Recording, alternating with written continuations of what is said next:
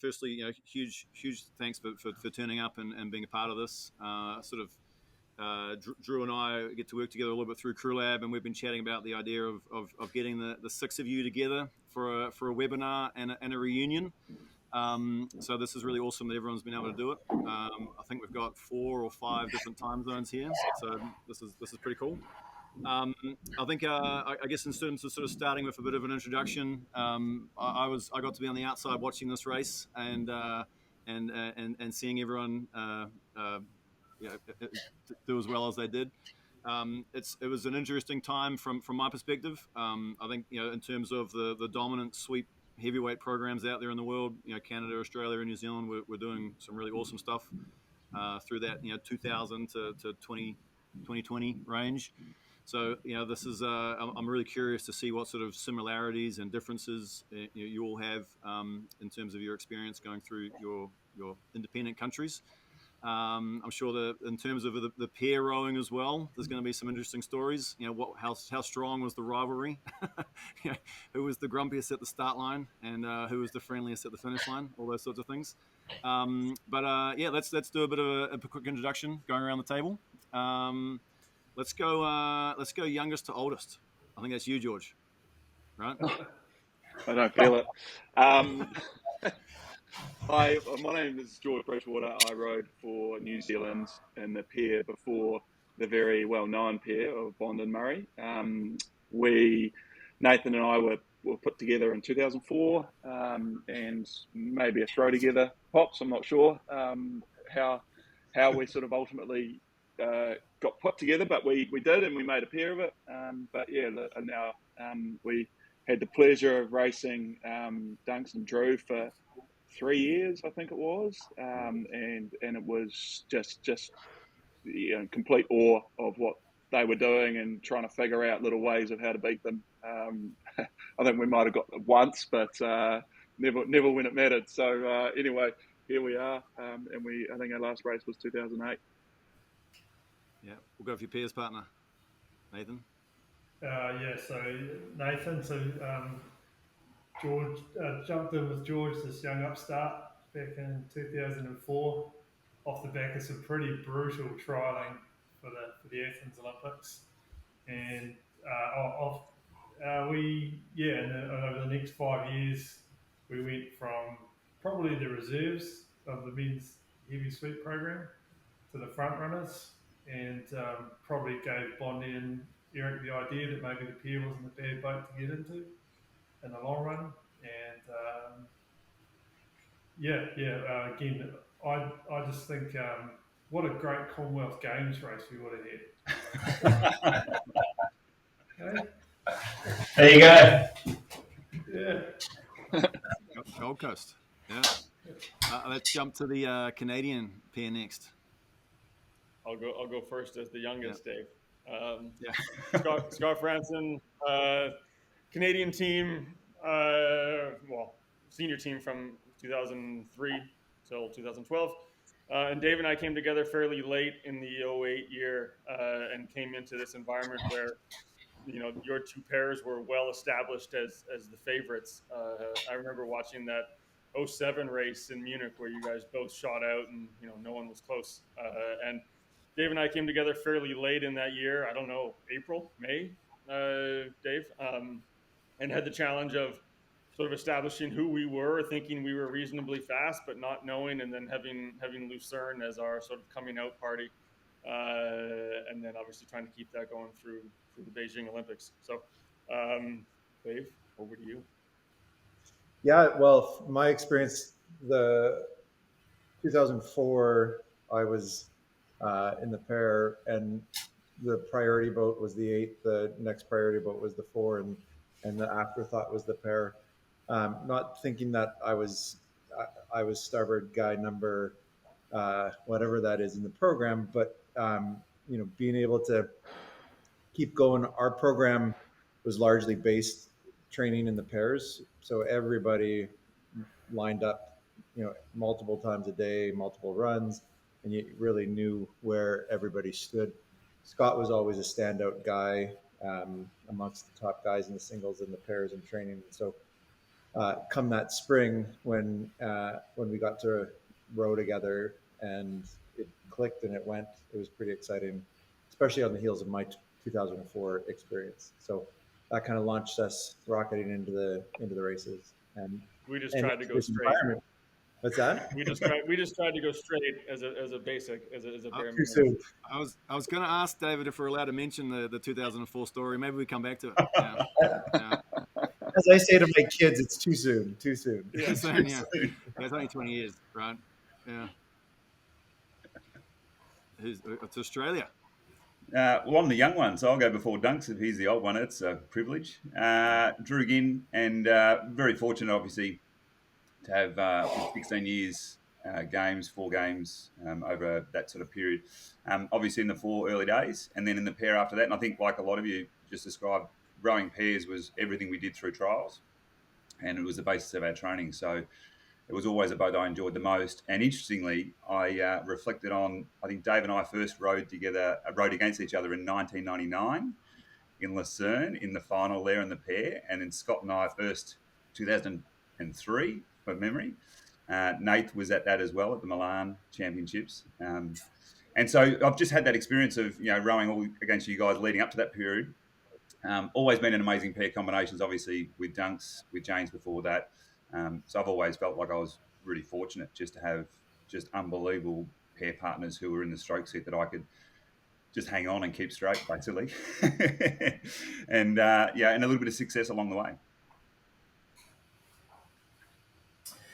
Yeah, and Duncan Free, the old bloke here by the looks of it. So my first 3 games was in sculling. I grew up as a young kid sculling and kept that through for a long time and represented in singles, doubles, quads. But 3 Olympics were in quads in Atlanta, Sydney and Athens. I tend to forget Athens because that was the worst one. And after that, actually, because we didn't make the final, we got 7th. And I remember a few days after that sitting on one of the dining room steps out the front with Drew there. And he goes, I reckon we should row together. And I said, mate, you live in Melbourne, I live on the Gold Coast. For those that don't know, that's best part of 2,000 kilometres apart. How are we going to make that happen? He goes, don't let the details get in the way. Let's just make it happen. So I said, well, am I going to sweep or are you going to scull? He goes, well, I don't know. Let's work that out. And anyway, it turned out, long story short, that I was a better sweeper than he was sculler. And went from there. I do remember jumping in the pair with him for the first time, going, I don't know how this guy's won 2 gold medals in this boat or at Olympics already, but I think I can teach him a thing or two because it was absolute rubbish. And I got in and had a quick look in the mirror and realised it was not Drew. And I had fun times since then. And I don't know, I think the most enjoyable part for me was the real steep learning curve that I had with Drew sitting in the bow seat behind me. So that was really good to have.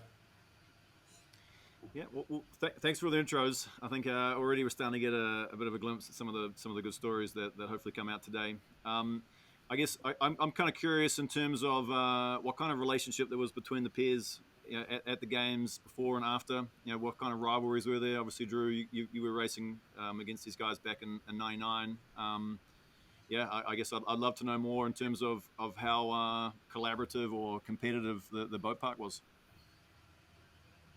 I'll jump in. A comment I'd make there is Nathan and George, I think it was Athens, were a pair who came 4th, but the way they rode the boat was exceptional. And then you saw them go on to Gifu, and straight away you could see they were always trying to get better and better. And so I think even when we came out in 2006, there was always a huge amount of respect between the athletes and communicate and discuss bits and pieces around the regatta. But the level of competition, it was almost like trying to get faster and faster. And I loved even the feeling of trying to make the pair go quicker ourselves, but then having a great competitive pair like them in the New Zealand pair. And what was amazing with Dave and Scott, just to talk about that really briefly, when you guys dominated in Lucerne, the first thing I sort of thought of was, holy heck, like just the way you were rowing with no fear. And so we'd had this feeling of great respect for the athletes, but also it was a boldness in the way all the pairs are rowing and willing to try things and change. So for me, it brought the best out in everyone, I think.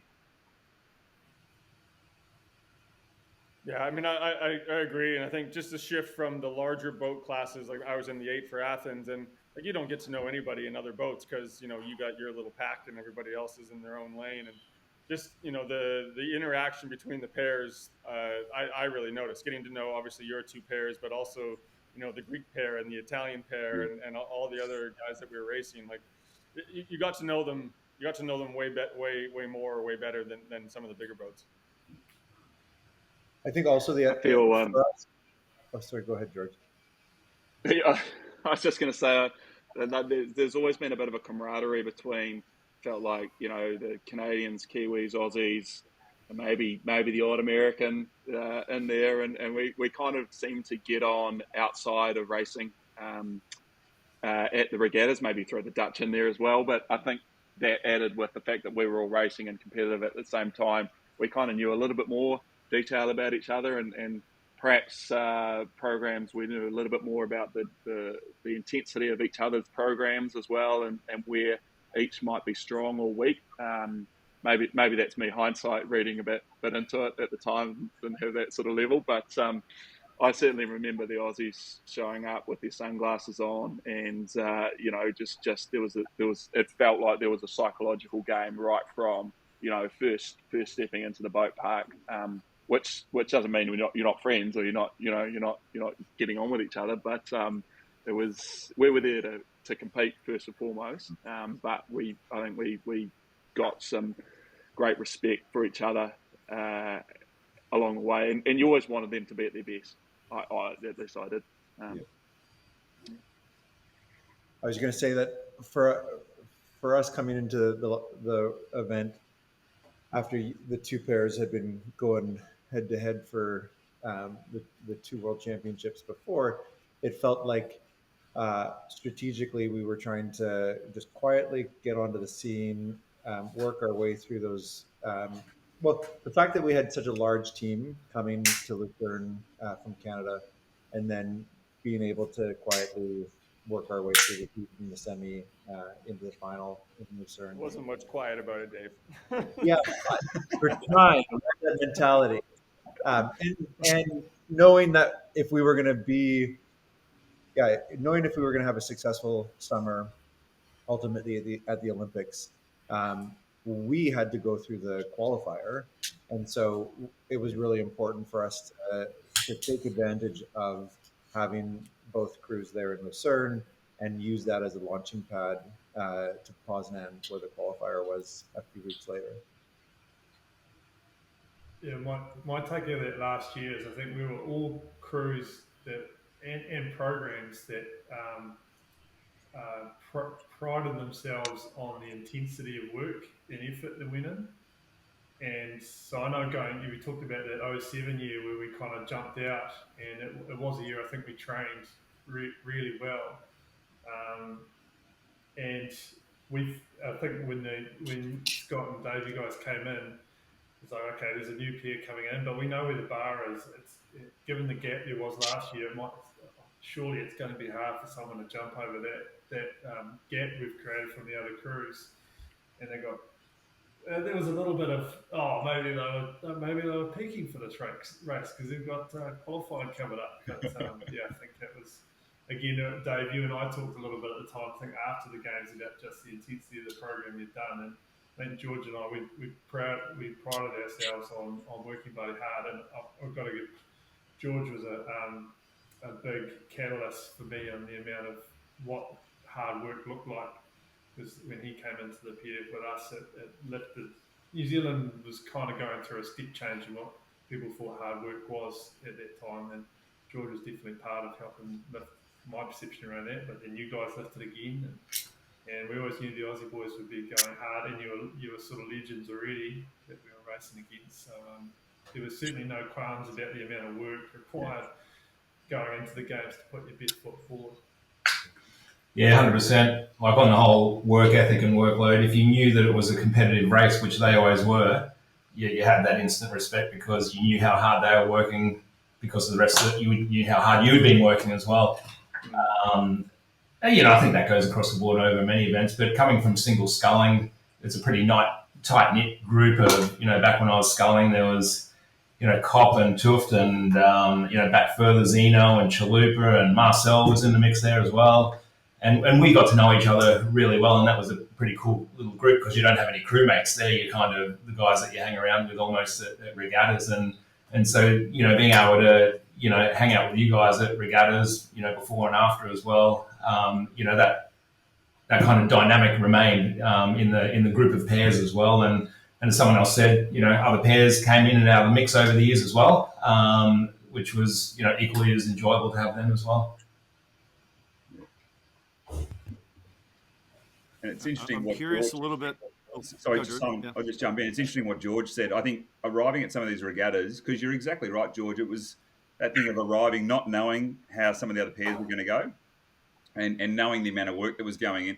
And so that idea of being cool, calm and collected, I reckon on the inside, there was a few times where, if you're rocking up the regattas going, holy heck, this is going to take so much effort in the race, and you've done the work. But putting the shades on, I don't recall putting the shades on, but I recall just going, just don't give away anything. Don't show these guys that we're worried or we're working hard or whatever it is. Our effort was always, I think Duncan remember this, was how do you make it look like we're not trying?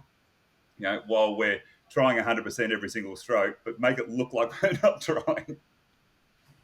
But talk about turning up to regattas, and year after year, over however long I rode for, every time I walked in a regatta, and I think about it now, walking down the hill at Lucerne, down that driveway into Lucerne, just how nervous you actually were inside, looking at the boat park for the first time that season, looking who's in the boat park, looking at your competition. For me personally, feeling really intimidated every time I walked in, no matter what boat I was in, seeing you guys, the pairs, whether it be sculling or whatever. I always went into regattas, call it good or bad, but feeling like this is going to be hard work. I'm starting at the bottom, and I'm going to work my way to try to prove to myself that I can, nudge my way to the top of the field. So I was shit scared every time I walked into a regatta. Well, and that idea. I remember. You go, Dave. That idea that until you take the first 5 strokes of the heat, and you can sort of let everything settle into the game plan, and let it execute, and then it builds again into the next round until you take those first 2 strokes, 3 strokes, and the faith returns into yourself, returns into the training that you've done, returns into your partnership. Yeah. I was going to say, I actually had a question around that for years, Drew, particularly going back, the days in the 4 as well. And I actually asked a coach who came and coached in New Zealand, who shall remain nameless. But I said, what was the deal with the Aussies? They just show up to a regatta and look like they are just so carefree and passing a rugby ball around, looks like they've just come off the beach, dunks. But and it gave off this aura of like, are these guys even training? Are they? Which of course you were, and we knew they were. But it's like, how do we beat these guys if they're just so relaxed and so? So it was. I don't know if that was part of your game plan, or part of like what you were trying to, imbibe, I guess, on your competitors. But yeah, floor's yours. Tell me. Well, it's interesting, I think, because every country, I mean, we all know this around the regatta park, every country operates with a bit of personality that's related to where they come from. I remember the awesome foursome having a conversation with the Italian guys in 1995, and Mike Mackay vividly worked out that the Italians were working so hard, and they had this perception of the Aussie guys, which was so laid back. And he was like, right, we're going to perpetuate this. And one of the things that used to happen was the Australian rules football would come out in Lucerne Boat Park kicking between the boats in 96. And so what you'd start to get is this feeling of how the Aussies actually taking this seriously. So it wasn't necessarily by design, but it certainly was embellished or magnified in that regard. And you can see every country had their own thing. And so that was, make it look like you're not doing anything and surprise people if you can. Oh, well, that was such a great psychological trick, because how do you beat that, right? Yeah. If you think that. I don't think it was necessarily a show always at regattas, because we used to kick the footy around before or after training, throw a frisbee around before or after training outside of that competition. environment as well. But I think, for me, it was just those kind of relaxing habits that we did that we carried over into the boat park as well. Absolutely, the stories of Mick and Kyan, embellishing it a bit, would 100% agree. But yeah, I think, the way we, wanted to approach training as well. Like Drew, remember throwing the frisbee around, or in Varese on that spare kind of car park block, kicking a footy around over the years, just to loosen up and relax and enjoy ourselves in whatever we were doing. And then, there was the times where I was like, all right, let's switch on and do this job, proper and thorough now. I think for that's where the work ethic and some results come into just your headspace when you go into a boat park. Like my first World Champs was 2003, and I think it's fair to say I'm the shortest out of the bunch of us here, shortest man on the dais. I showed a photo.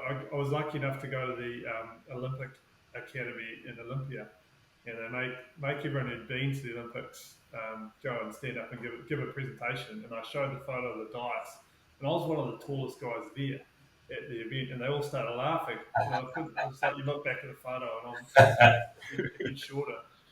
And that first World Champs I went to, first time walking in the boat park, I walked past the Chinese women's 8, and I was shorter than all of them. Walked past the Dutch women's 8, I was shorter than all of them.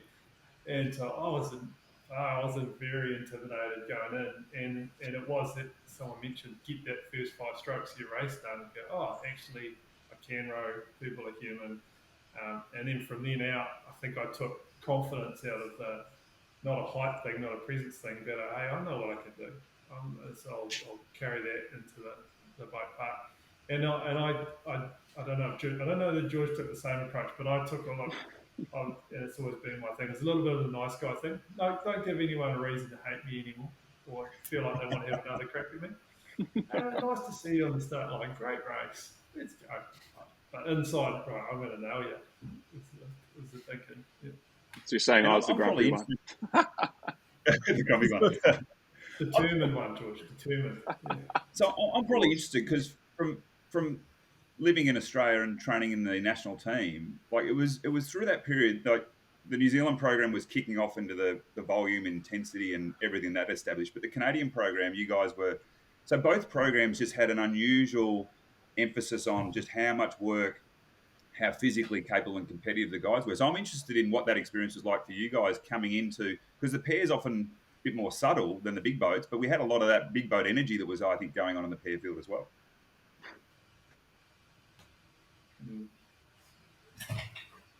I missed the last little bit of that. If it's a question to us, Dave, then go for it. Well, it's ironic that you missed it because I think that you would have the best answer for the Canadian program or the New Zealand program.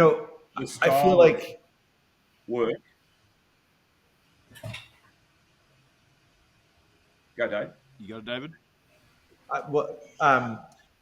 I feel like because the program broke down into small boats, and Scott, correct me if you think it's a different number, but probably 80% of the year we spent in pairs, and then it wasn't until we got into the spring that we started to be in the pair, and then the 4, and then we'd spend some time in the 8 and in the pairs. I think that the training in the pairs really impacted positively the guys who ended up racing the 8 or the 4, and it brought their technical prowess up because they couldn't just hide in the boat all year training, and I think that for us who ended up racing those 2 quads in the pair, the quickness, the intensity, it allowed us to have a bit of that close your eyes and go mentality where I didn't do it a different way, so I don't know if there was a different way to do it or if other pairs came up through differently, but I feel like that really positively impacted the speed our blades went through the water, the speed in which we hit the catch. Yeah. Scott, what do you think? Yeah, I mean, I just think training in pairs and singles. I think the idea is that it increases your technical ability because you're in a small boat and you need to be able to feel the water. And I think there's definitely that element, but I also think it isolates you very quickly into like who's training hard and who's not. You can't hide in a bigger boat. You can't hide in an 8 and take a few strokes off or think about how tired you are. In a pair, when you're lining up and you're doing 5 times 2K every morning, and then a 10K technical row, and then shorter pieces in the afternoon, and you got 12 pairs lined up or 20 singles, lined up. Um, I learned very quickly what I thought was full pressure, what I thought was like hard training, was getting dropped 10 strokes in. And so you just learn, okay, I'm going to go as hard as I can for 10 strokes. Okay, good, I'm level. Okay, I'm going to go as hard as I can for 10 strokes. And you just, like the intensity of how you attacked or how I attacked training just skyrocketed. And I think that then translated to how Dave and I raced. Of like, okay, we're just going to go. We're going to go and we're going to see who can hold on. And that's how we're going to race. So, yeah, I mean, I think there's, the technical side of rowing a smaller boat. But it's also, yeah, when you line up with 12 pairs across, you got to go and you got to learn how to train hard. Otherwise, you're just going to be in wake the whole practice. And then, Drew, to your question, I think, in terms of training volume, in terms of training intensity, yeah, it was crazy. And by Tuesday afternoon of every week, like everyone was destroyed, and you just it was survival mode for the rest of the week, and then you rested up Saturday afternoon and Sunday, and you did it again. And it was just, I think that it made us all really tough physically and tough mentally, and I think led to how the Canadian 8 raced and how the Canadian pair and that Athens 4 of Barney and Jake and Tom and Cam, they took the race to the Brits in that race as well. So I think that's stereotypical Canadian rowing, or it used to be, yeah, that just sprung from hard training. Yeah, love that. Can I ask feel a like question? So, you go, Pop. sorry, did Duncan, Drew, did you guys train? I think New Zealand, Canada squad-based training. My take was you guys were training more in isolation than maybe we were. That you're kind of, this is our tight team. We're in this bubble where we know what our standard is. Maybe, and so you weren't leveraging off the other crews as much as maybe the New Zealand Canadian programs were. Yeah, we largely trained by ourselves. I mean, particularly once selection was over and we're preparing for Worlds or Olympics. And I think a lot of that was also around our individual family situations as well. We both had families and kids, and we had essentially what we call a camps-based program where Drew would come up to the Gold Coast for periods of time, sometimes by himself, sometimes with the family. Likewise with me and my family down in Melbourne. When we were in Melbourne now and then, particularly domestically, we were, against some of the other crews, like the boys that got the silver in Beijing, for example, in the pairs now and then. But largely, I think we did our work by ourselves because we were pretty, we're pretty confident in the speeds that we had to hit in training, and we thrived on that rather than possibly the crews around us in training. I don't know. Is that fair to say, Drew? Yeah, I think to Nate's question, because we'd had enough experience of going to the world's level and sort of going, okay, well, that's what we had to do in training to get that result. I think the one that, and I'll use you and George as the example, is knowing how fast you were going Gifu, having the race in 2006, it was almost like, well, even if we're not racing and in a squad, it's like, okay, what have we got to do to set our sights on a time, world's best time, and then the benchmarks back from there. And so it became paddling pressure. And I think, Scott, you're saying the same thing. It became paddling pressure where we didn't have crews beside us, but we had the speed coach. And we had that undeniable sort of thing between us, which was we're going to learn how to work hard every single stroke in the water and then learn how to do the recovery bit. But it was almost imagining that guys like you were next to us on the Gold Coast or on the Yarra River. So while we didn't have the crews there, it was almost sort of saying, imagine the best pairs in the world being here right now, and we're doing a training session, which is rate steps or a 20K paddle at pressure. And so that was just an imaginary exercise. And so we didn't quite have the advantage of the squad, but certainly, using that as an intent. I mean, Duncan and I, we were sitting there all the time just going, how fast can we actually paddle at 19 strokes a minute? And then if we were doing flat out stuff, 15 strokes, it was almost like, how fast can we get the boat to go 15 strokes? And so we started getting really good benchmarks. And as long as we were hitting those, we sort of felt confident coming to a regatta. But it wasn't out of fear, but it was out of almost inspiration to saying, well, if the standard's here, how do we take the standard even further?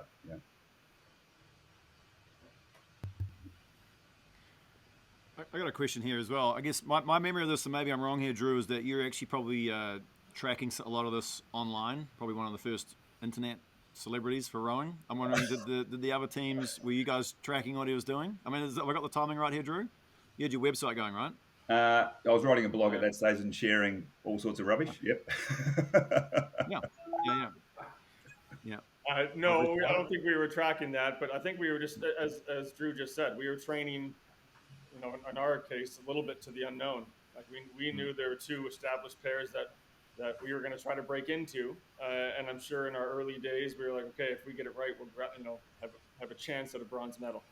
And then for us, the wake up call or the switch for us was the process of going through Lucerne and being like, okay, so we're actually competitive. And then I think for us, as Dave said earlier, we then had to go and qualify. And no matter how well we had done in Lucerne, I've never been as nervous for a race as I was sitting on the start line in Poznan, having to qualify. It's not like if you have a bad race, you get third or fourth or fifth. For me, I was going to retire after Beijing, and my career was going to be done. So we had that whole mental and physical peak to through Lucerne to qualify in Poznan, and then to come down after that and have to ramp right back up. 2 months or six weeks later for Beijing. It's a different path to Beijing to what you guys are doing. I certainly read Drew's blog. I was trying to get anything I could, any little insight to beat the man. But Drew, how much of the blog was BS? I don't know. Some of the readers. You had to have a certain taste of reading interest. Wasn't BS. What I found myself doing, I don't know about you guys, but I'd find, some of the long Ks we were doing or sessions we were doing, I was finding ways to just try to think about the sport a bit differently. And so what I was trying to do, particularly, locally, we've all had athletes who look at the pathway of the athlete ahead and then try to understand it. And so I was almost trying to show some of the younger athletes locally as to what's the thought process going on when you're in the boat, when you're fatigued, that thing of feeling like you're fully committed, then all of a sudden losing the thread of your commitment or motivation, and things like technical focuses where you feel like you're right on and it's a purple patch and all of a sudden you lose it. So I was just trying to write a bit about that. And so not so much BS, but rather I'd be sitting there going, is this what I was thinking? That sort of stuff. And I'd have certain coaches that go like, you're giving away secrets. And I never felt like it was that. It was always just the sharing of what's going on in the athlete's mind as we're doing the training, what's inspiring us. And I know working with Dunks, one of the key things was you're representing what's happening between you collectively, but you're trying to also honour the idea that it's real, that if they read it, they go, oh, that's actually right. It's actually the moment in time and what's being thought of. But it was just trying to get a stream of consciousness going, Dave. What did you take out of it, George? Did you get any tips? I think I always sort of view particularly Australia in general as like really technically good paddlers, and something perhaps that I didn't have. I didn't see myself as a technician, and I think New Zealand and probably Nathan and I as well, we didn't probably come from that place of huge experience or knowing what we needed to do.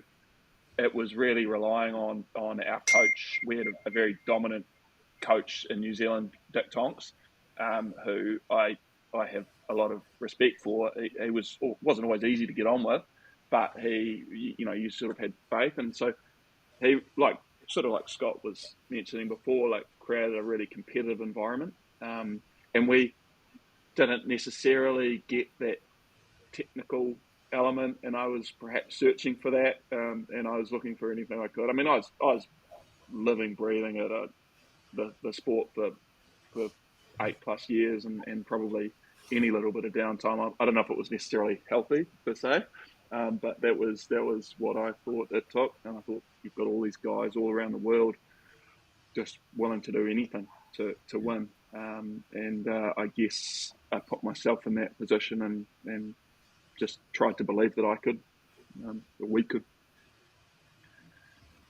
What was for Nathan, for you guys, you and George, what was your focus in Munich? Because obviously it looked like you did actually, George, try to do some stuff technically that was a little bit different there, but you also raced in such a way that was like it was a drag race. It was one of the first drag races I'd been a part of, that's for sure. What were you guys focusing on there?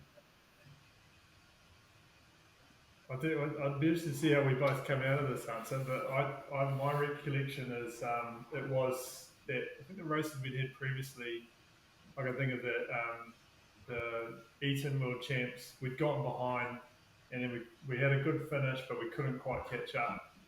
And so we kind of were like, we don't want to get behind again because you'd just be able to sit on us. So we've got to try and get out. And I think what we were trying to work out is I think George tended to be really strong early, and I'd be stronger later. And how if you put more effort in the first half of the race, maybe allow George to save a bit of juice to then apply it the second half. And so we were, really like, let's stay with them and let's go. And then I think my take was then you guys were going, oh, right, you're right there. Well, let's try and nudge a little more. And then we stayed a little more, and we just kept going up and up and up through.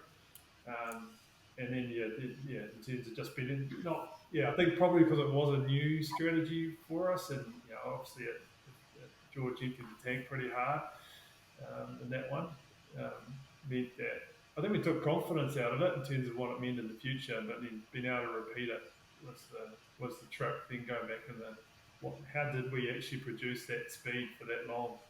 And I'm not sure we held on to that or were as thoughtful as possibly about what it was that did work then to then carry that on in the coming year. Yeah. Because I think we ended up a little bit back, right, we're a little bit behind, let's chase again in races after that.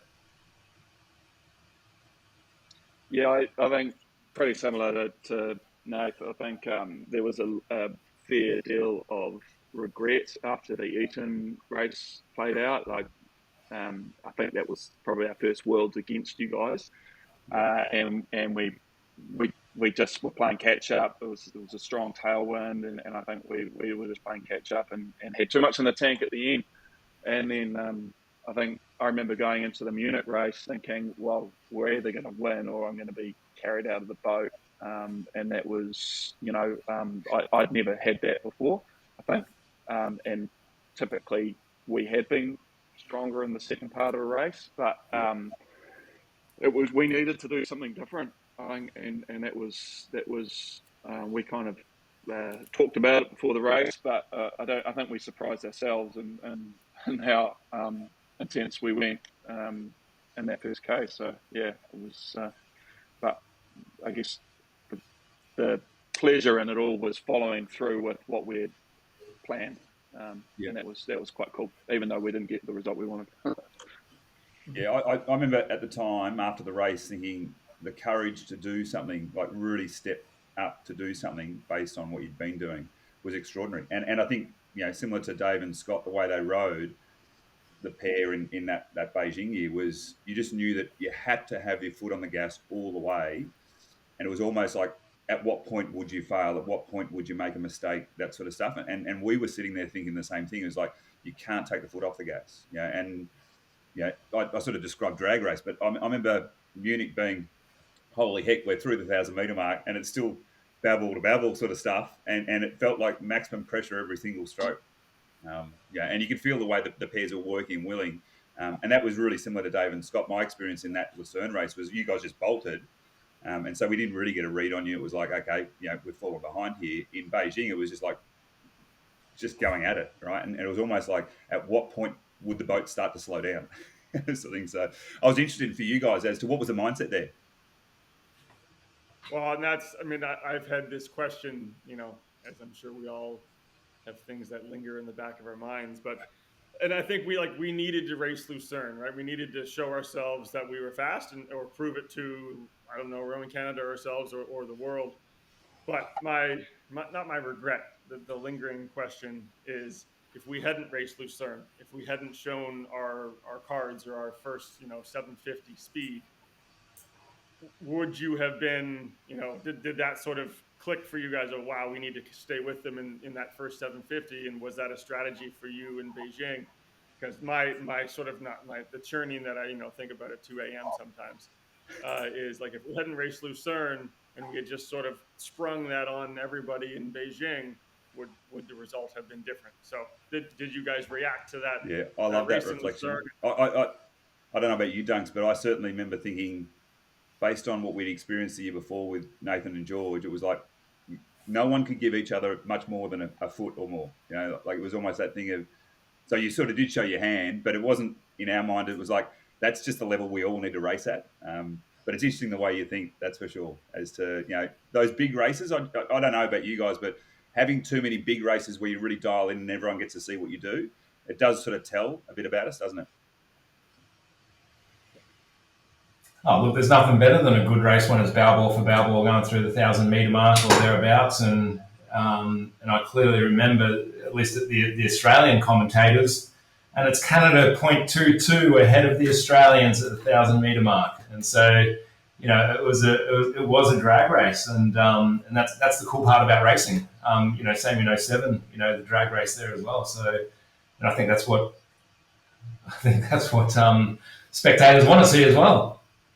Yeah, Sorry, I cut you off. I prefer the Lucerne drag race where we're out in front and we can just watch Correct. us a little bit, but I prefer that one. Do you feel, Scott, that your Lucerne performance was equal to, better than, slightly off? How did it compare to your Beijing performance, do you think? Because you were flying in Lucerne. Yeah, I mean, Dave, correct me. I don't know. I think everything was just so new, and I think Lucerne was a great race, but I think we had probably, well, our set of races in Beijing was so varied. Our heat was pretty bad, and then I think in response, we went from thinking that we were contenders for medals in Beijing based off of Lucerne to finishing third in our heat and getting beaten by the Italians and the French, and really having to mentally recover from that. And so I think we really needed to have the semi be that sort of emotional race, and it was, and we were able to kind of find ourselves again and find that speed again. But similarly, like if we had progressed through the heat easily or comfortably, and then through the semi comfortably, would that emotional race have been the final? And anyway, these are all the things, again, I think about at 2 o'clock in the morning. Dave, I've been talking too much. You. I agree with you. I think that we really needed to lay down something in the semifinal to find ourselves. I'll never forget the advice that Jake Wetzel gave us as we were doing our warm up, and I think that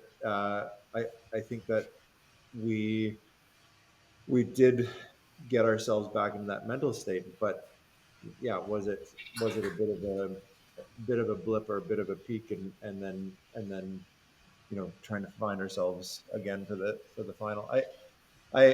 I wish that in hindsight, I think this is what the professional sport is every year more and more professional. Olympic athletes preparing. We just had the Canadian Women's 8 training here at the high school that I coach at for 2 weeks, and just watching their preparation. Not because we weren't trying, to be professional, but things have just increased. Things are just more, more of it. And I wonder if we had more thought about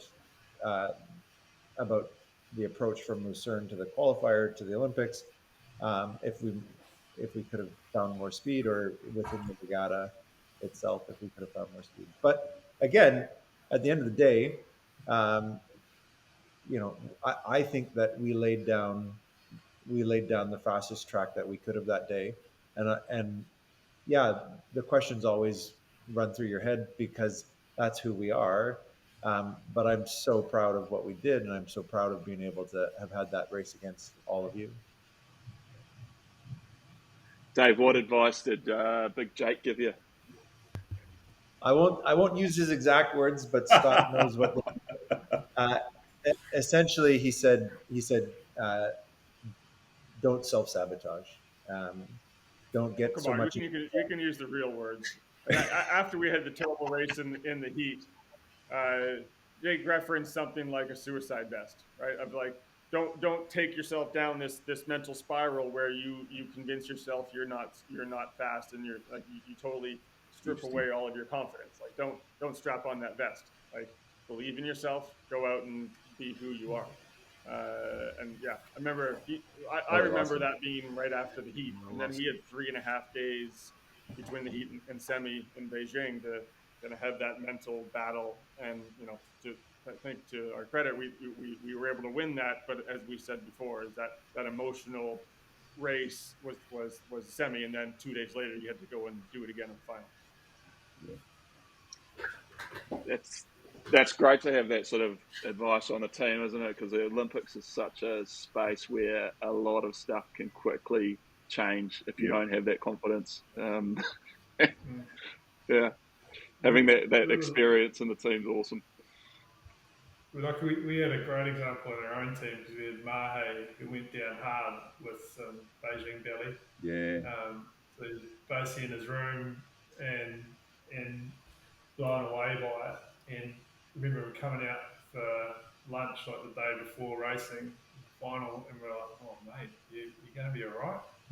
He's like, "Yeah, this is great. I'm like 3 kilos lighter. I'm going to go way faster." And I actually had another friend who was in another sport who I'd seen with food hall, not too similar or far away from their race, and him having completely the other mindset. Oh, it's blown. I'm like, my Olympics is done because I've had this tummy bug.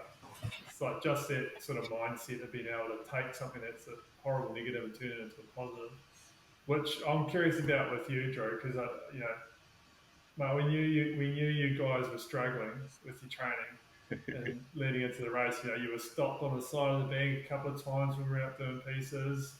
Like, shit, what's going on with the Aussies? We haven't really seen them around the boat park much. And then to kind of know afterwards just how low on your back was and what you managed to produce.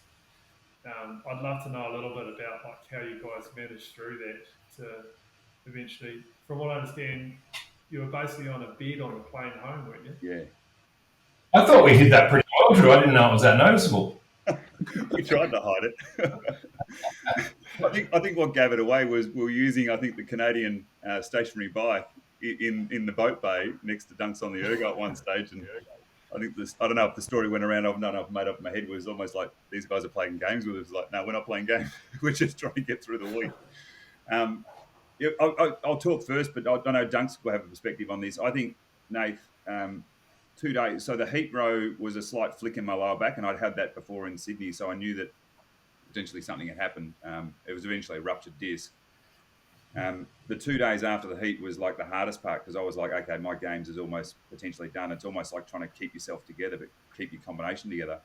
I think when Dunks and I jumped on the Ergo briefly, I think on day 3 with the physio and the doctor, and I rode for a couple of minutes, and I was like, okay, I can sort of move. It feels really uncomfortable, but I just don't know that I can sit on the Ergo and run the risk of it. And so we eventually came up with the plan, which was don't row again until getting on the water for the semi. And if we get through the semi, don't row again until we get on the water for the final. So it was, and as soon as we thought that way, it was like, okay, we can trust that all the work's been done. If we can just mentally keep ourselves, you've all said it, like the games is about all the emotional sort of state. And if you can keep yourself level, it's pretty bloody hard. But the other one for me was not letting Dunks down. I just hated the idea of being there and not being able to deliver on what we'd done for 3 years. And even with an injury, not an injury, it was like, you just don't want to let your teammate down, So that was my perspective anyway, Dunks. Yeah, I mean, for me, it was having the confidence that we could have a day or two or whatever off the water and just slot back into the groove. It was a part of the warm up before that semi final or before the final. But at the same time, I knew that if you were sitting on that seat at the bow at the start of the race, then you'd give it 100% in terms of the performance. So I don't know. I was just being naively confident that if we were there at the start line together, which I think just happened, that we'd be able to do the performance that we wanted to. And a funny little story with that is that the docs, the team management, didn't think Drew would make it through the week, so they actually had the paperwork ready to go in for the substitution for Carsten Forsling, who was a reserve that year. And they didn't actually tell us that they had the paperwork in because they didn't want us to think that there was an out or that they were planning for Plan B or whatever. So Carsten, our reserve, was actually in his Zudi up the bank of the warm-up lake, kind of hiding from us, but ready to jump in at any time. So that was a well-kept secret from Drew and myself. But I don't know, just knowing that the athlete that Drew was, if he sat in that boat to paddle off, mind you, he couldn't even carry it down because he's back. Our coach Chris and myself was carrying the boat on and off the water. But I don't know, I just had that confidence that if he was going to sit there or jump in the boat to warm up, then he'd go through with the whole warm up and the race. So I was pretty comfortable with that, even though there was a couple of scary moments in the warm up, Drew. I was just trying not to quit. You remember when you stopped rowing? I stopped rowing briefly, and Dunk's freaked out like I'd just broken in half. We're doing a 10-stroke start or something, and Drew thought we were only doing 5, so he stopped mid-piece. And I've just turned around with this horror look on my face, thinking that he's blown his back, and he's like, "It's all right, sorry, I just thought we're doing 5, not 10." So yeah, we eventually got there. Yeah, sure did. Yeah. So I'm interested. Go. I'm interested with curious. The guys understanding. Like, so we've obviously been through the pairs experience. Like now you look with what you're doing in life. I know a number of you coaching and stuff. Are there sort of key things you draw upon from those experiences that really highlight for you, not just the pair rowing, but your rowing days of actually being the athlete that you call upon? Like, is there anything there? I know, Scott, you're doing a lot of coaching in particular. That's really evident. But Dave, you're doing the stuff as well. We've all done a bit of coaching. But what things are you guys drawing upon in terms of your experiences of rowing days?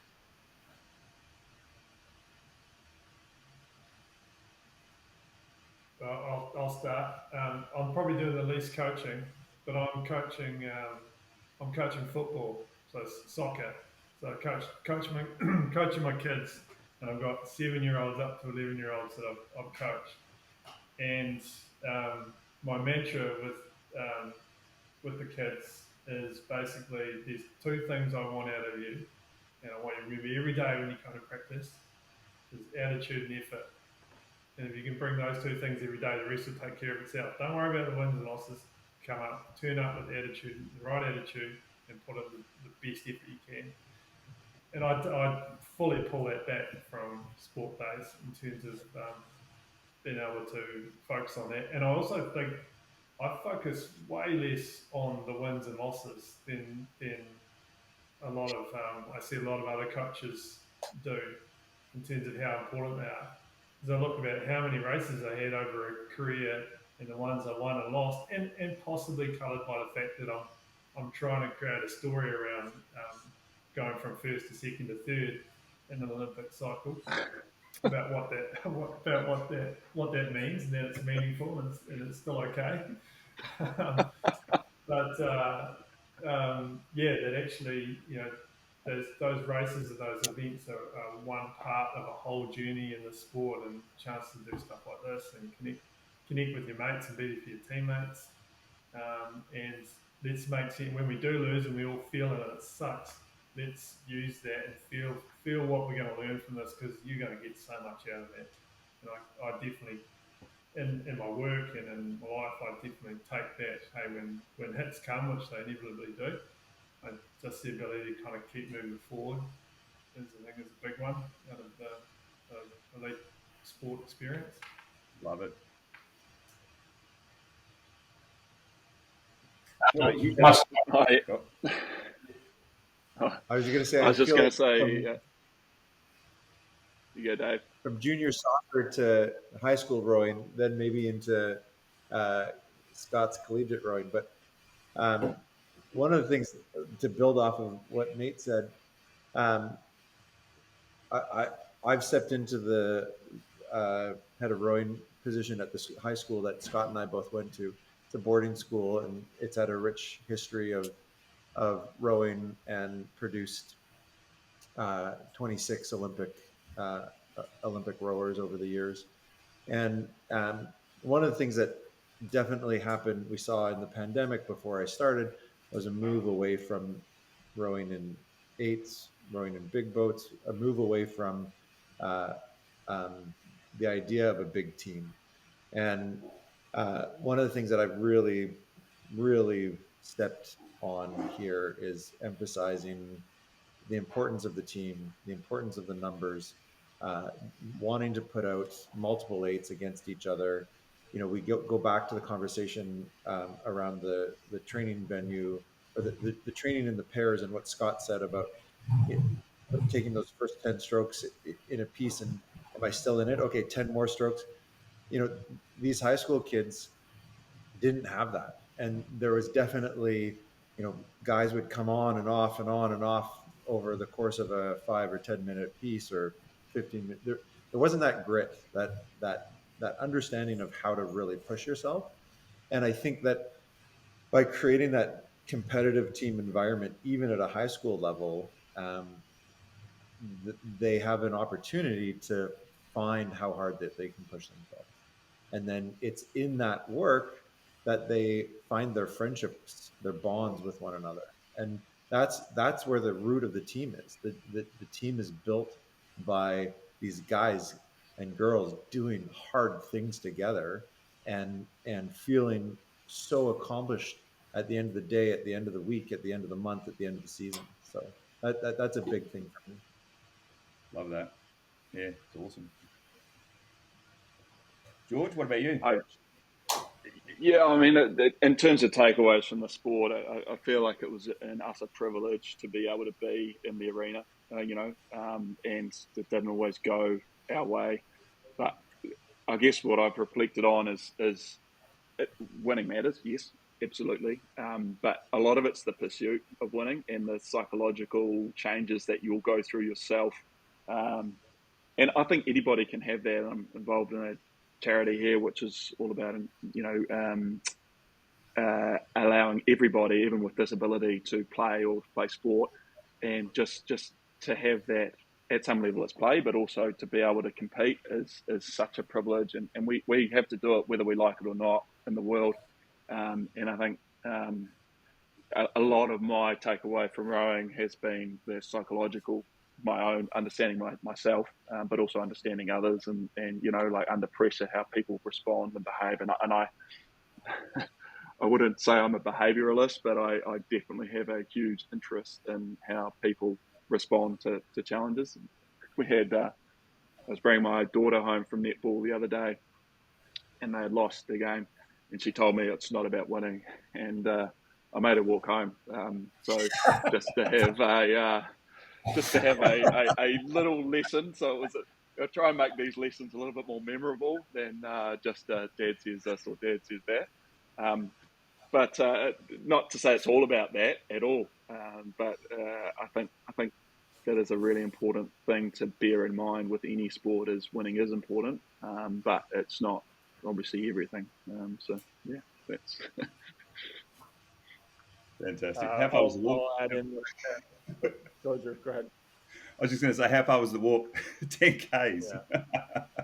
It's not too bad, and to be fair, it's not a hugely dangerous place. So it was. I'm not. Don't call it, child and young persons on me. What about you, Scott? Yeah.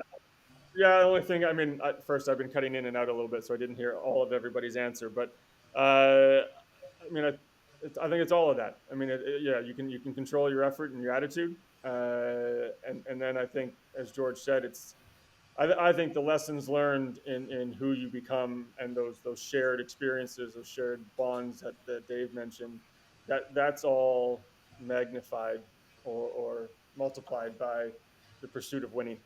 And I think if that pursuit of excellence isn't in the equation or leading the equation, then okay, participation sport is great and it teaches lessons, but they're not as formative. That experience isn't as formative.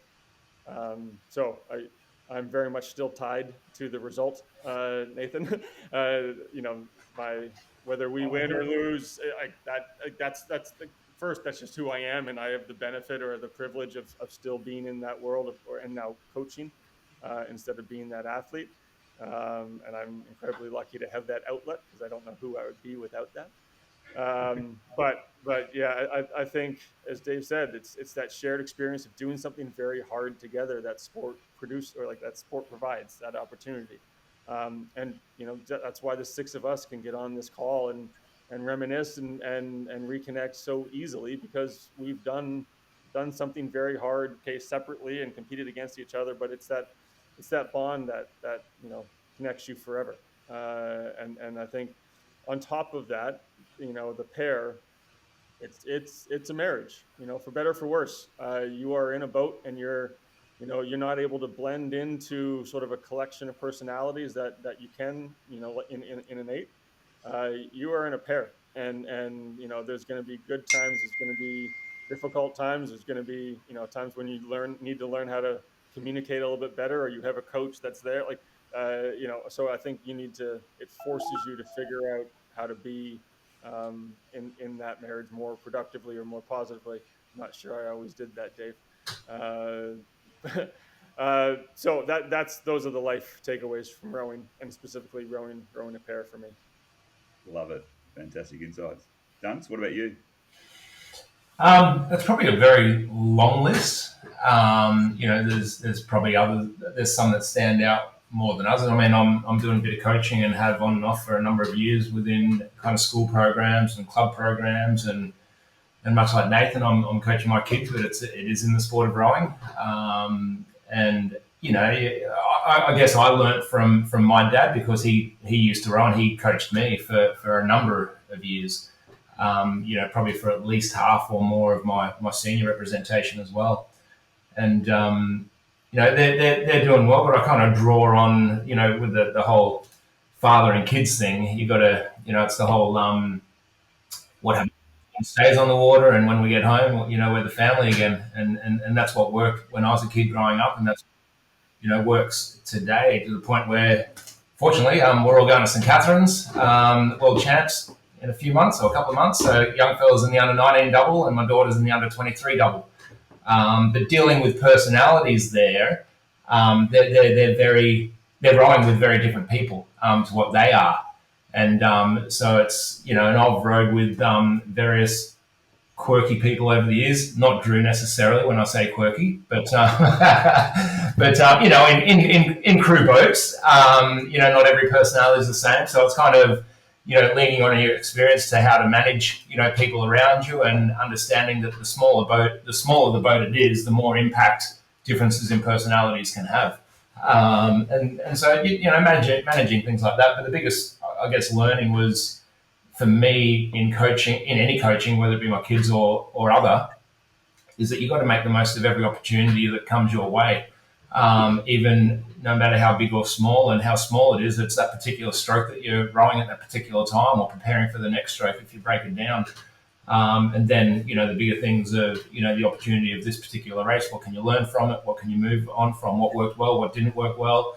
You know, all those sorts of things that we did, you know, in our careers. So it's kind of fun because you do draw, or I personally draw on my experiences as an athlete. You know, if I was young or old, doing well, not doing well, and kind of try to handball that onto the next generation of rowers. Love it. And just for me, Simon, I know you're going to round out probably with a few questions to finish off and wrap up, but I was thinking about this before us all coming together, and one of the things I think when I look at this group, it's the difference in personality, it's the difference in physical makeup, and then how you combine that. And I'm seeing in the workplace right now for the group that I work with, it's like get really clear on the stuff you want to achieve.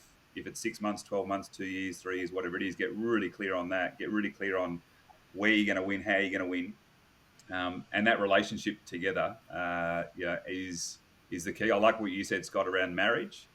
It's that intimacy with a pair that I think I always really loved about sport, which was if we get each other and we tolerate each other and we aspire and we push and we challenge each other and we're comfortable doing that and supporting, it's amazing what a together pair can really achieve.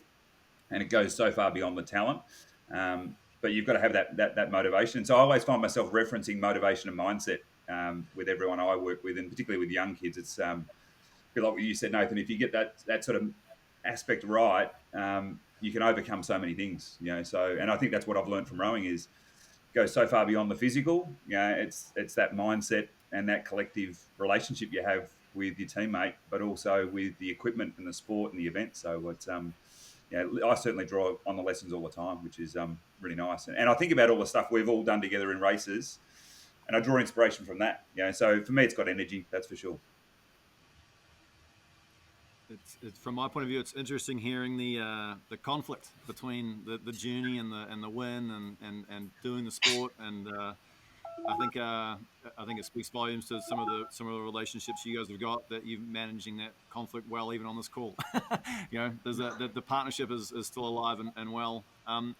I did have one. I'm curious. I guess there's the other factor, the coaches that were there. Maybe they were the counselors, the partnership counselors. I'd be curious to get people's sort of thoughts or stories on some of the influences that some of the coaches had on your journey through. You want to start, Si? I think it's you, Nathan. Right? Yeah. I should have taken up. Look, coach is a massive part, and I think through from, it depends how far you want to go back. We're thinking on that 4 years, and we had John Robertson, who was part of the coaching group that was sort of looking after us, but we also then would swap coaches over summer to get a different perspective, because we were mixing in with the other men's and women's boats. And obviously Richie Tonks is the head coach, and the tone he set for the program. And in combination with, say, Georgina and Caroline Ennis-Wendell, and Rob Waddell and Mahe and the other guys, and just the level that's set in the program. I think I'm a product of someone who was probably below the line, but because of the framework that the coaches set up and the principles that were in the program, and then the guy I got to row with, it lifted me above that line of being able to compete at a world level, both from mindset and the resources they had available and the daily environment. So I drew a lot from that. The interesting bit, I think, with where the coaching, and I worked for High Performance Sport New Zealand after I finished for a long period, and there's a lot of coaching philosophy around, should you dictate what you tell someone to do? You tell people what to do, and should you ask them how did that go? And where do you sit on that spectrum? And the answer generally is it depends on the athlete you've got, on the experience of the coach, and where you are in your season, where you are in your race plan.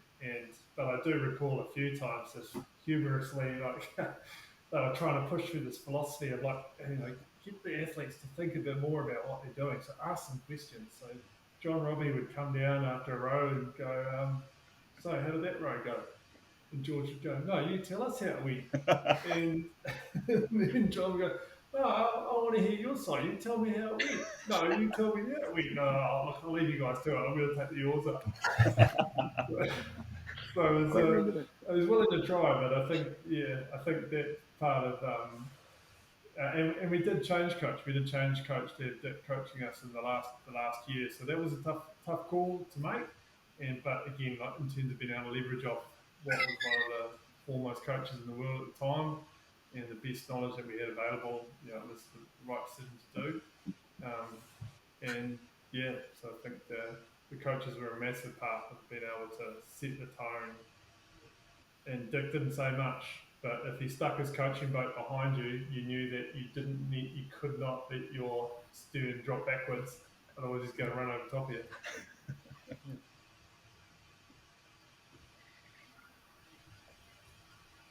Yeah, I'd extend it even further. I mean, there's like coaches and teachers right from when you're a kid that have an influence on how you see the world and what you believe in yourself. And then even in the program, like we were standing on the shoulders of the guys and girls who'd been before us, and there's a huge macro timing in it all as well. Like the fact that, you know, New Zealand was just sort of kicking in with funding for sport that allowed us to train in a certain way. And there's all these other things that, you know, there's an element of luck in where you come in the cycle, I suppose. And you know, if we'd been a decade earlier, I think we would have struggled to even probably make a final, just because the system wasn't there. And I think some people don't recognise that sometimes, and I've certainly seen some very, very quality athletes not necessarily appreciate where they've come from or what the system's providing them. I think it was always a cliche that was thrown around for us, as, you know, there's more than just you in the boat. But it's also, yeah, I think the legacy is a huge part for at least why we were successful. I think we definitely took a lot from the people who had come before us and coaches as well, and support crew. Yeah.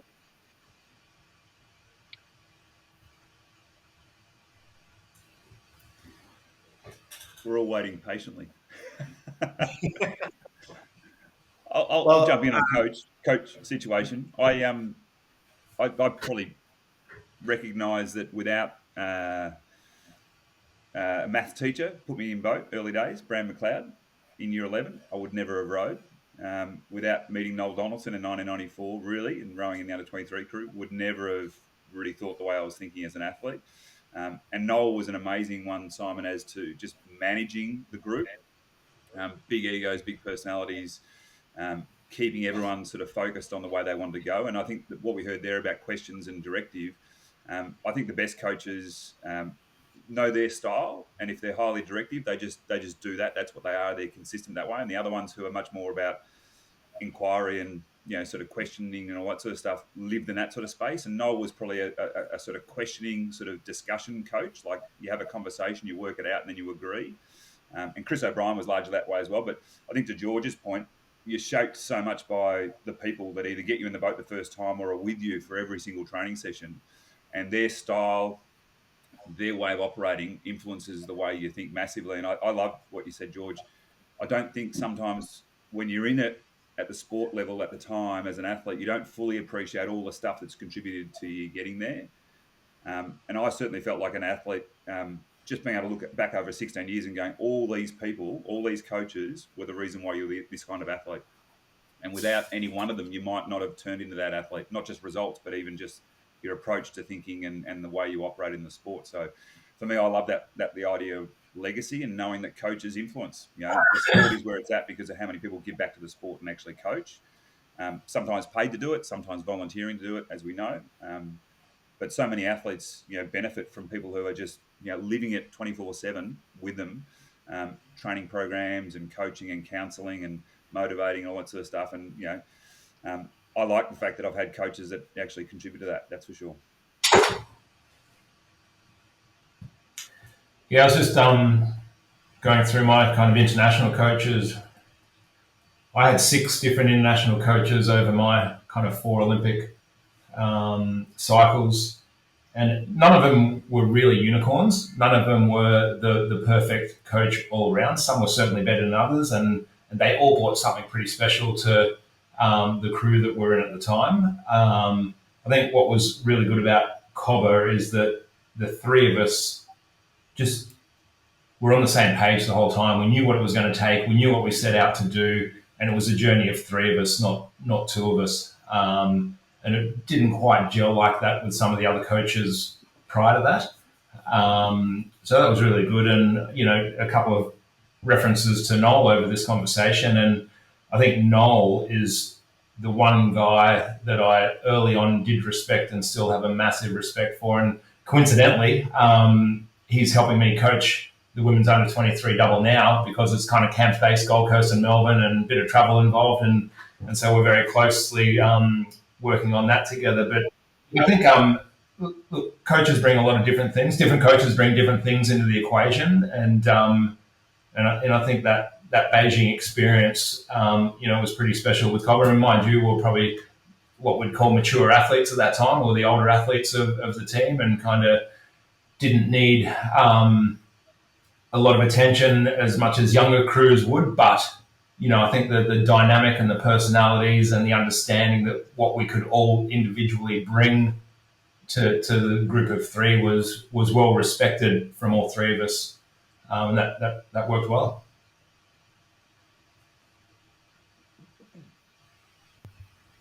Go for it, Dave. Well, so this morning I had my weekly coffee with Tony Carr. Tony Carr is a legendary coach here in Canada who started the Brentwood rowing program in the 60s. He lives 3 blocks from me, and we both live a kilometer from the school. We meet every Tuesday morning for a coffee, and with his 61 years of coaching experience, I literally can bring anything to him, and he's lived through it. And the incredible power of the mentorship is that he doesn't tell me what to do. He doesn't tell me what, he doesn't direct me. He gives me a perspective on a perspective that I would just not be able to have unless I had lived through it a time or 2 or 3 or 4 or 5 before, like he has. Literally this year, in the men's program, our strongest guy, our team captain, with 2 weeks left in the season, was frustrated with something and punched a wall and broke a knuckle in his hand. And you'd think that was a pretty unique experience as a crew and as a coach. And I took it to Tony and Yvonne. If anybody knows Tony, they'll know Yvonne, his wife. And she overheard me say it from the other room, and she just started laughing. And it, like, literally almost to the day type of thing. The captain from the 74 crew did the exact same thing in the exact same point in the season, and they had to figure it out in the same way that we had to figure it out.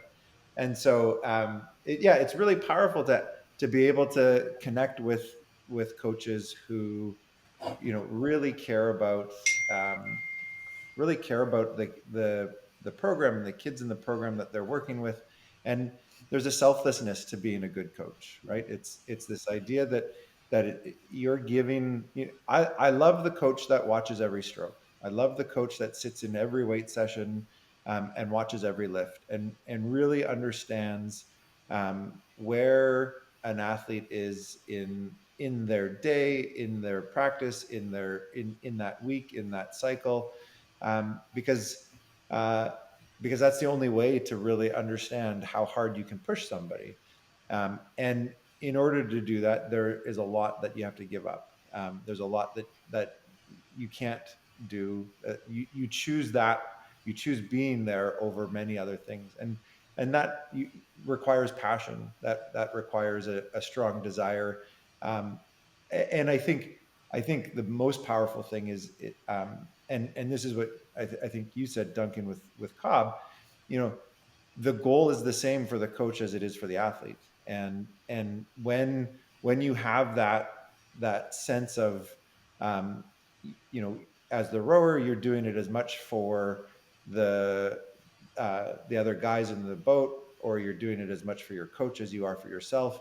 There's a real power in that. I remember my very first junior world championships, in '94 in Munich. I was in the straight four, and I think that was the first time when we went out for the final. That was the first time I ever really understood what it meant to be there and want to race as hard as I can for the other guys in the boat and for our coach, as much or more than for myself. And ultimately that leads to greater success than if you're doing it from a selfish perspective. I mean, you guys have said it all. I think my answer sort of is closest to George. Just grateful to all the coaches, even before rowing. Growing up playing all kinds of different sports, and then Tony Carr got me into rowing and made it competitive and fun. And somehow, in his 10 years, as Dave said, produced 26 Olympians.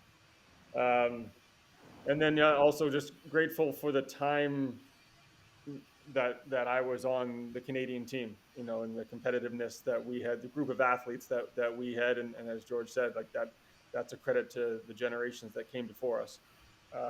And okay, I have some issues with some aspects of Mike Spracklen, but the what I'll give him credit for is the competitive environment. The 12 pairs across, anyone can show up, and the bonds that built.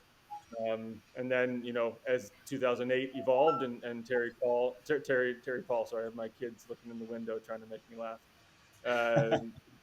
Terry Paul sort of coming in as our pair, sort of the coach of our pair, and sort of shielding us from some of that and becoming that trio that had that shared goal. That was a really special relationship that continues. And I think it was Duncan that said, I still talk to Terry maybe once a month. He comes down a couple times a year and helps and gives his perspective, and that's just completely, totally invaluable.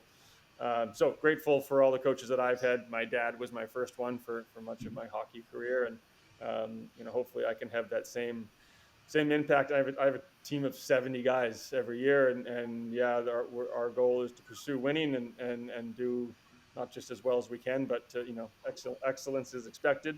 But really, it's that life experience and that formative life experience that is at the core of what we do. And so, hopefully, I'm providing that same example or mentorship or relationship that we all look to when we that think was of the best bit. Yeah, we lost him again. Yeah. Well, yeah, but I think it's some great points there. I think last question. I guess we're running out of time a little bit here. We have an Olympics coming up. Who's everyone's picks for the pair in Paris? I'll let others go first. No one's brave enough to put a marker down. Yeah. I think the Swiss. I think, we can safely say we're not going to get a repeat of the Canadian, Australian, New Zealand podium this year, unfortunately, right? But yeah, maybe two of the three, right? Yeah. Who takes the Canadian spot? Who pushes up there, gets the third medal? Sick. I mean, it's going to be the Brits and I think the Swiss, and then I don't know. Yeah. Yeah, I thought that Swiss pair looked pretty good in the games I watched, but yeah, beyond that, I'd love to see the Kiwi boys get a bit better up, but the fact that and they are getting better, but I think this is their learning Olympics, if there is such a thing. Yeah.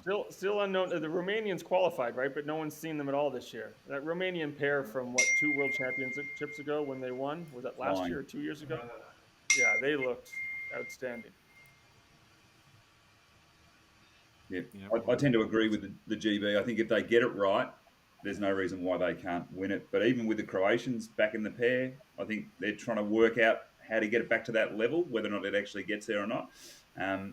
But the Swiss were so good last year, just how smooth it was and physically capable, but it looked like they really knew what they were trying to do. What do we say? Rowing's always the winner. Yep. Yeah. Well, I guess I love that you guys have all made time for this. It's been a real privilege to sit in and have a listen at some of the great stories and just the I don't know, just the relationships that you've created. It's been really cool.